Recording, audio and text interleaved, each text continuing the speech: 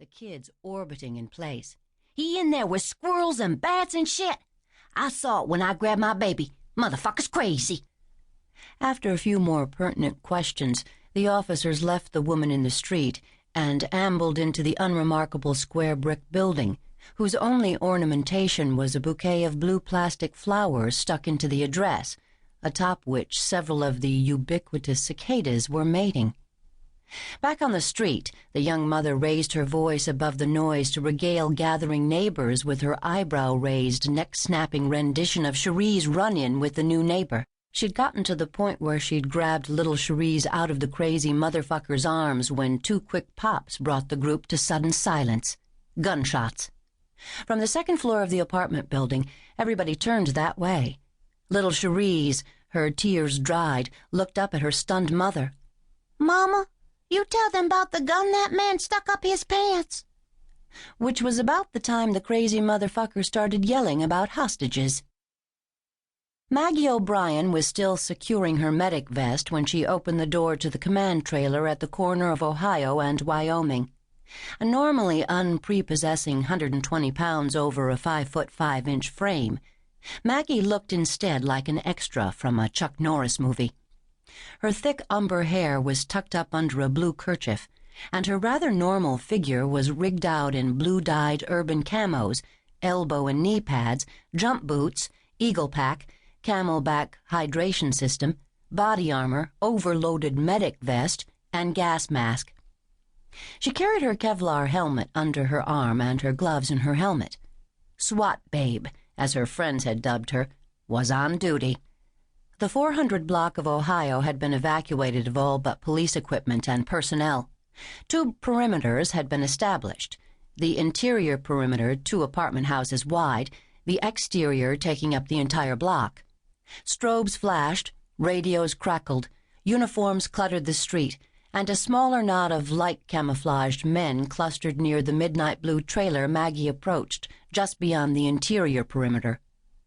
Maggie had been beeped no more than 50 minutes earlier and had joined the rest of the newly minted St. Louis City County Cooperative Special Weapons and Training Team only moments before. It was her 3rd call as the team's tactical emergency medic, the first that was still active by the time the team arrived. The very first in which she'd been called into the trailer. She hoped nobody noticed that her hands were shaking. "You want me, Lou?" she asked, stepping up into a tiny space containing way too many bodies and an overworked air conditioner. "Other side of the trailer, Mags," the scene commander said, from where he was bent over a grease pencil-marked schematic of the block.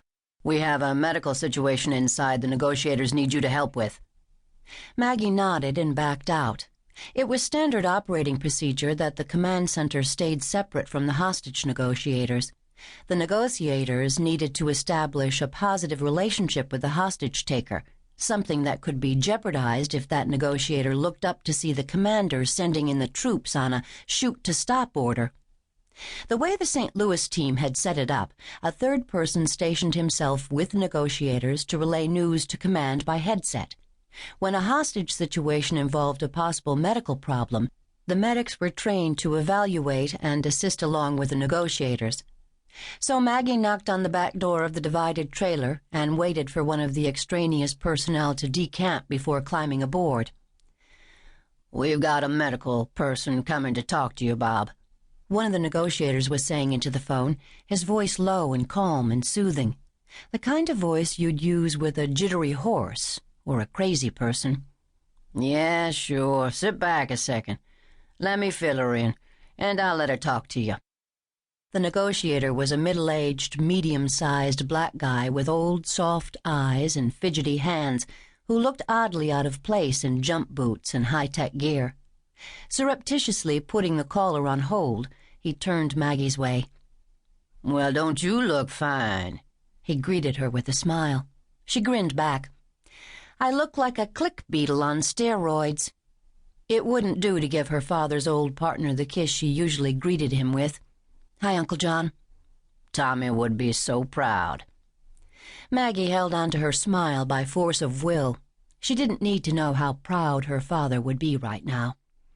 "Oh, shit," the other guy in the trailer moaned. "I just..."